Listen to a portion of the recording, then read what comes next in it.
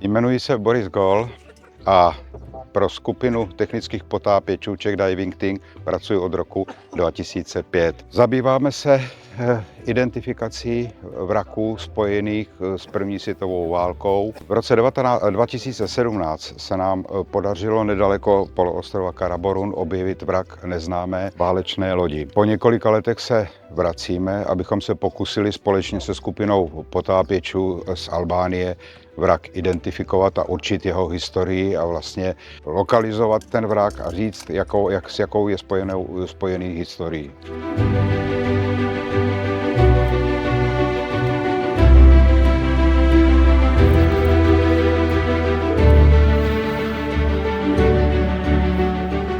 Tak moje jméno je Zdeněk Partingl a jsem lídr vlastně týmu technických potápěčů z České republiky.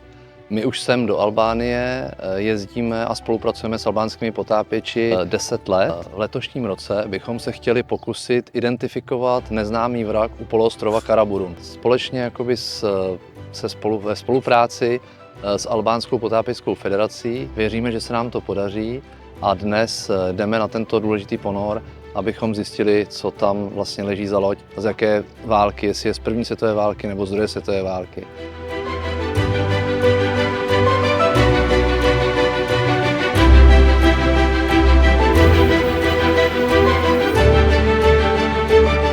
Tento rok naše skupina přijela už po několikáté do Albánie, kde hledáme vrak, který ještě doteď není identifikovatelný. V tomto týdnu jdeme po druhý na ponor, první bohužel jsme nenašli a teď uvidíme, jestli ho najdeme nebo ne.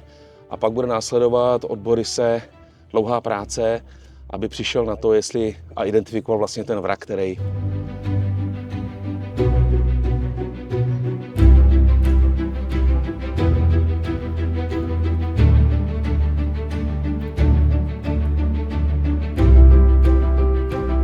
Moje jméno je Roman Doubrava a jsem členem Czech Wreck Diving Teamu asi 10 let. Cílem naší organizace je vyhledávat, dokumentovat historii, zejména české nebo s Čechami souvisejících lodí a vraků. Pracujeme zejména ve Středozemí, letos jsme na expedici v Albánii, která nám nabízí díky vřelým vztahům s Federací potápěčů Albánie nám nabízí velmi široké pole působnosti. Věříme, že i letošní expedice přinese očekávaný úspěch. Letos jsme zaměřeni na vyhledání dokumentaci jedné lodě, která se pravděpodobně nazývá, to ještě nevíme jak, ale je to pravděpodobně vrak minolovky z první světové války.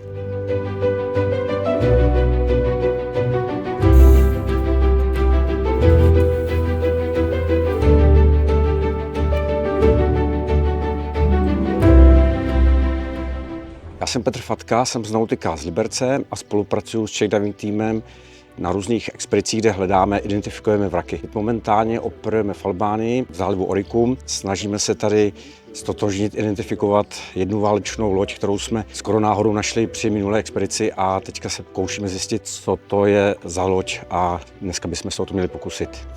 Spolupracujeme s Albánskou potápěčskou federací, měli jsme tady už projekt Firenze v minulém roce a protože spolupráce byla velice úspěšná, parádně se nám s ní spolupracovalo, tak nadále spolupracujeme s Eagle Pustinou a řešíme teďka tu záhadu, co je to za tu novou loď.